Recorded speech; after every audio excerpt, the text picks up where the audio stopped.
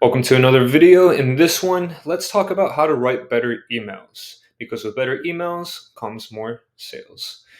So, if you're not getting the sales you want from your email channel, maybe your emails are just landing flat. Maybe they're just not that good. Your messaging plays a big role in the performance of your email marketing sales channel. Okay? It plays a big role. So let's dive into how to write better emails so you can get more sales through email without burning out your list, which is very important. You don't want to burn through your list. So, first things first, you want to know your audience. You want to know who you're communicating with. This is why I always say focus on building an authentic relationship with them, and you'll be able to generate lots of sales with your emails and come up with some incredible sales emails, which, you know, when you do that, you generate more sales. So, one of the things that you can look at is the segmentation. Okay. Are you properly segmenting your audience? And when you do so properly, then you'll actually be able to know who you're speaking to directly. Okay. So, you'll be able to ask yourself, or you'll be able to answer these questions when you ask them to yourself. What do they want? What's their journey been like, and what will it be like after? So what has it been like leading up to the point where they're going to receive your email and read it? And what's their journey going to look like that? What's their journey going to look like after?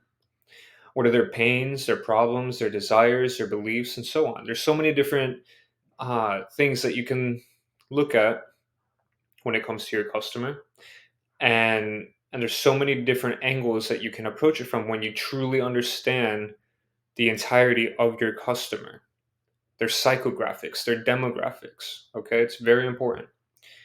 And what have they been exposed to already? So, in other words, what is their market awareness for your product, for your brand, etc.?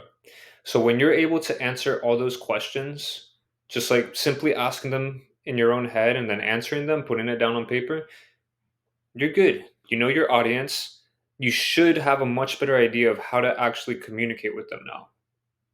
So once you know your audience, you know precisely how to communicate with them and all this information, then you're going to want to focus on getting the open. Okay. So getting your email opened. It's very important. Until you get to a point where you've kind of cracked down on everything, dialed in on everything, and you consistently have people looking forward to reading your emails, you're going to have to first focus on getting your email list to open an email. Okay. And this is super easy. After having a deep understanding of your audience, you should easily be able to craft a subject line and some preview text that'll get them to open. Okay, it's very simple. Not going to spend much time here. Now, the email structure. It's very simple. Capture their attention. Keep their attention. Twist the knife. Present the offer. Have a clear CTA. And then a postscript. Okay? So, to kind of recap that in a different way, you want to get them hooked. You want to get them interested in reading your email. But it's not enough just to get them interested in reading your email. You have to actually carry them along throughout your whole sales messaging. So you want to keep their attention. Now, when I say twist the knife, this is if you're taking the approach of, you know, touching on their pain points. Okay. Do you want to touch on their pain points, their problems? If you are going to, twist the knife, make it hurt a little bit. Not so much that they have a negative association with your brand, but just for them to realize, like, oh, I really am struggling with this. I really am suffering with XYZ. And when you present your offer, they're going to be like, oh, yeah, that offer is the perfect solution to solve my problem. Okay. And presenting your offer is important. Just like everything else, you have to dial this in for the specific audience based on the specific point of their journey that they're on. And once you present them the offer, you present them the solution or whatever it is to their problem, you want to have a clear call to action. You want to be very, very specific. Give them instructions. Click this link and you will be brought to this page, then add it to cart and check out. It could be very, very clear, cut and dry like that. And you can even be playful with your call to action. And then a PS. If you This is a great way to kind of like save your butt, is always include a PS, which is just a quick summary. Sorry, I don't know if you heard that, but a quick summary of your entire sales messaging, but it's condensed into 1 to 4 lines. Okay. And it's for those people that, you know, they're not going to read your whole email, but they see the PS and it's the offer and CTA. You can play around with that, add on to it, take away from it, whatever. But that's essentially the structure. Capture their attention, keep their attention, twist a knife, present the offer, clear CTA, and then a postscript. Now, some simple copywriting frameworks if you're new to copywriting. Okay. It's very simple. Even if you're experienced, sometimes most of the time when you go back to the fundamentals, you see that things actually work better. So PAS and AIDA. PAS, problem, agitation, solution. You can literally follow that structure where you present the problem, you agitate the problem, which is twisting the knife, and present to them solution. It's very similar to the email structure I shared with you, which is a very proven structure that works all the time. And then AIDA, attention, interest, desire, action.